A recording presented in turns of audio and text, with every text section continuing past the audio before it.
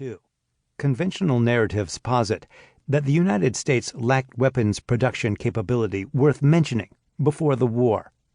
According to this interpretation, the Roosevelt administration relied on private industry to convert from the production of civilian goods to military hardware starting in 1940, when U.S. entry into the war became a distinct possibility.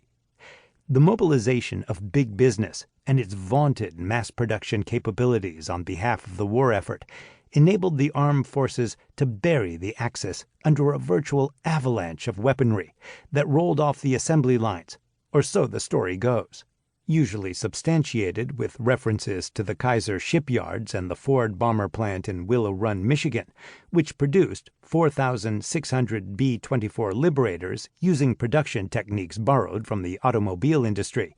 This portrait fits well with grand narratives of business and technology history that emphasize the pivotal role of large-scale corporations and mass production in American industrial development. Warship Builders argues that this understanding of industrial mobilization requires substantial rethinking to include batch formats, flexible specialization, disintegrated production, and skilled labor. Manufacturing systems that featured some or all of these characteristics have often been portrayed as distinctly European, but revisionist historians of American business and technology have documented their existence in industries as diverse as Philadelphia's 19th century textile manufacture and World War II aircraft production. Strengthening the revisionist case, this book documents similar structures and dynamics in warship building. Batch formats were particularly evident in the construction of heavy combatants, which were rarely built in series exceeding a dozen units.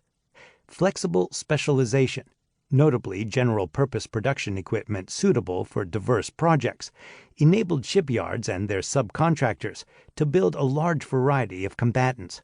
Disintegrated production formats involving hundreds of specialty firms was the norm, in an industry where no single corporation built under one roof the many subsystems that made up a complex naval weapons platform, including armor plate, fire control systems, guns, and propulsion systems, all of which were manufactured by outside suppliers.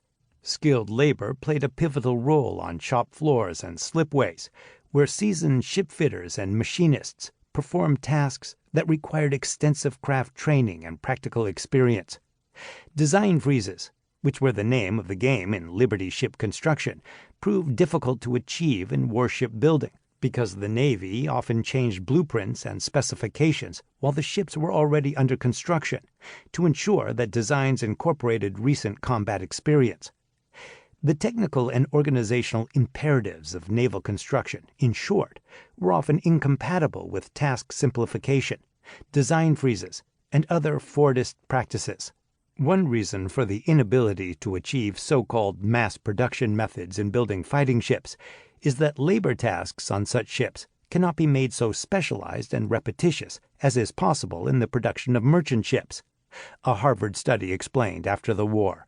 A yard which produces fighting ships must inevitably develop a more versatile labor force with more skills per man than a yard which builds merchant ships exclusively, because fighting ships must have finer workmanship.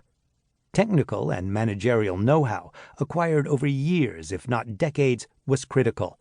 A shipyard that has never built a destroyer is simply lost in trying to do it. An admiral summed up the procurement philosophy of the Navy, which entrusted the construction of battleships, fleet carriers, cruisers, and other combatants to managers and workers well versed in the trade.